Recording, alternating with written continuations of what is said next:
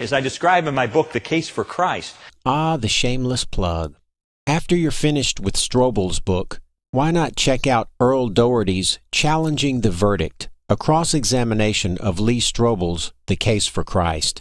You can read excerpts from each chapter at the link shown here. There's persuasive evidence that the gospel writers intended to preserve reliable history, were able to do so, were honest and willing to include difficult-to-explain material, and didn't allow bias to unduly color the reporting. Unbiased eyewitness reporting. Let's look at some facts. For various reasons, most critical scholars believe that the Gospel of Mark was written before the Gospel of Matthew. The Gospel of Mark can be found inside the Gospel of Matthew almost in its entirety and in large part verbatim. That's not the earmark of an eyewitness who's trying to record historical events accurately. Not only that, Matthew edits Mark's details, causing direct contradictions between the two accounts. I would have thought an eyewitness who was trying to record what actually happened in an accurate fashion would have been using Mark's version to corroborate the details, not contradict them. I want to show you just a few of these editorial changes that Matthew made to Mark's version. In Mark, Jesus withers a fig tree by cursing it, but the withering takes all night and the disciples don't notice it withered until the next day. In Matthew's version of the fig tree withering, the withering happens instantly. In Mark, Jesus heals a blind man by spitting on his eyes and touching them. Then, Jesus has to try a second time before the man is completely healed. In Matthew's version, Jesus not only heals one blind man, but two, and he doesn't have to spit on their eyes or try twice to heal them.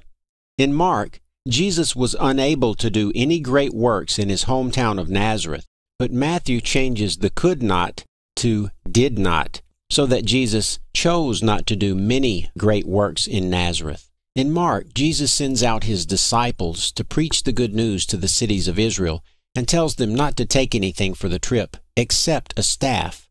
In Matthew, Jesus tells his disciples not to take anything, not even a staff. Someone copying verbatim almost all of a pre-existing account, making obvious editorial changes, and writing 70 to 100 years after the facts. I wouldn't quite call that unbiased eyewitness reporting. But the Bible is based on key eyewitness accounts. The eyewitness accounts Strobel is likely referring to here are the four Gospels. These documents were not written until the latter part of the 1st century and the first part of the 2nd century. That would make it very unlikely for the authors to be eyewitnesses of something that happened 70 or 80 years earlier. And who would wait 70 years before writing down such miraculous and amazing events? Furthermore, these documents were written anonymously. No one knows who wrote them. They were in circulation for almost 100 years, with no one mentioning authorship until we see it happen around the year 180, when Irenaeus mentions the Gospels by name. Anonymous authors writing 70 to 100 years after the event and making miraculous claims that violate the laws of nature don't make for very credible eyewitnesses in my book. What's more, the early church couldn't have taken root and flourished right there in Jerusalem if it had been teaching facts about Jesus that his own contemporaries knew were exaggerated or false. And yet, Strobel believes that all other religions are false, but somehow they sprung up, and they survived, and they flourished. Islam has been around for 1,400 years and shows no signs of slowing down. Hinduism has been around for even longer than Christianity. If those religions are false, how did they spring up and flourish? Perhaps Christianity is no different. So let me ask this. Do you know of any other religious book that matches the credentials of the Bible? I think we've seen a taste of the Bible's credentials in this video.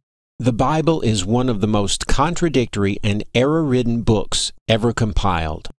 If any of the things I've shown you in this video stimulate your interest, please Investigate this for yourself. It's the only way you're going to find out the truth. What I've shown you in this video is just a fragment of the tip of the iceberg. There's more than enough evidence to show that Christianity is false.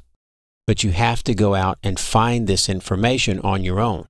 And you can't go to apologist websites to find out the dirt on the Bible. To find out more about the Bible and the origins of Christianity, here are a few links to get you started.